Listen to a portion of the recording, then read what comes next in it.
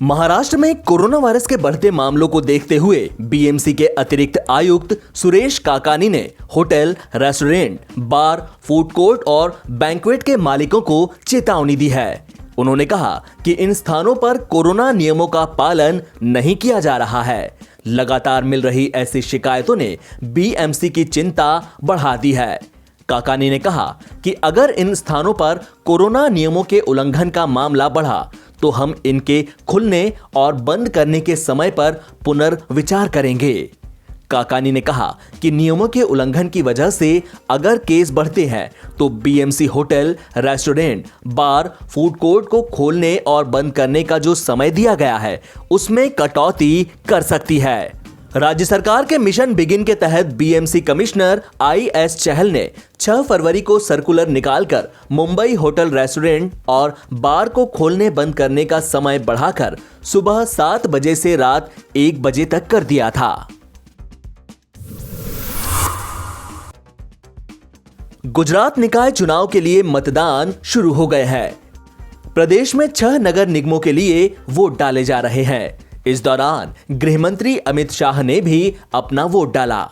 अहमदाबाद, सूरत, वडोदरा, भावनगर, जामनगर और राजकोट नगर निगम चुनाव को मुख्यमंत्री विजय रूपाणी के लिए एक परीक्षा के रूप में देखा जा रहा है, जो अगले साल होने वाले विधानसभा चुनाव का मिजाज तय कर सकते हैं।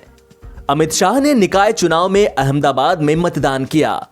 शाह ने परिवार के सदस्यों के साथ अहमदाबाद नगर निगम के नारनपुर वार्ड में अपना वोट डाला।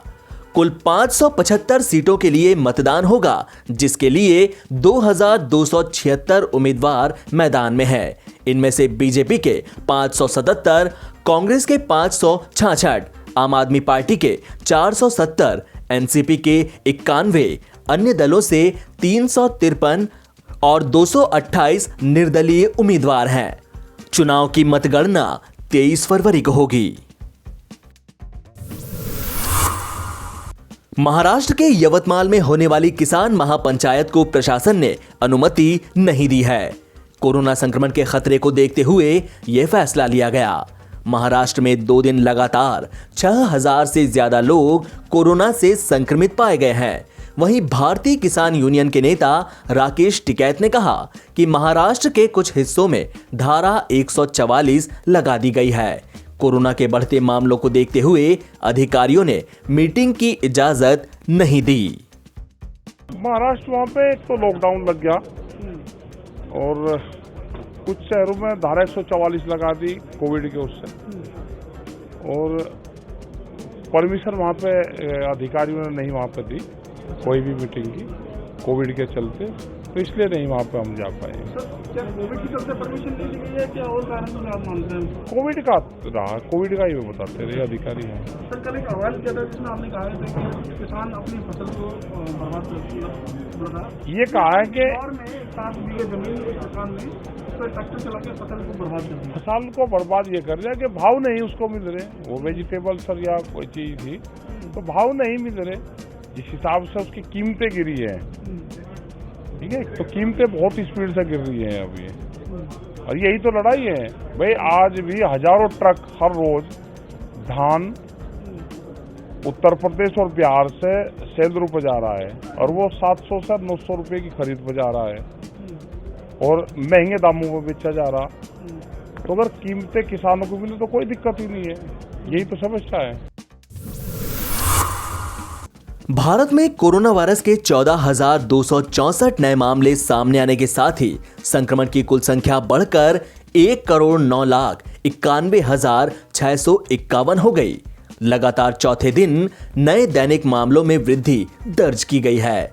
केंद्रीय स्वास्थ्य मंत्रालय द्वारा रविवार सुबह जारी किए गए आंकड़ों के मुताबिक पिछले 24 घंटे में कोरोना वायरस की वजह से 90 और लोगों की मौत हो गई, जिसके बाद मृतकों की संख्या बढ़कर 1,56,302 हो गई। बीमारी से ठीक हो चुके लोगों की संख्या बढ़कर 1,06,89,715 हो गई, जिससे देश में कोरोना वायरस से मृत्यु रेट 97.25% तक पहुंच गया। वहीं मृत्यु दर 1.45% है। देश में कोरोना वायरस के एक्टिव मरीजों की संख्या 1.5 लाख के नीचे बनी हुई है। आंकड़ों के मुताबिक देश में अभी कोरोना संक्रमण का इलाज करा रहे मरीजों की संख्या 1,45,634 है, जो कि कुल मामलों का 1.32% है।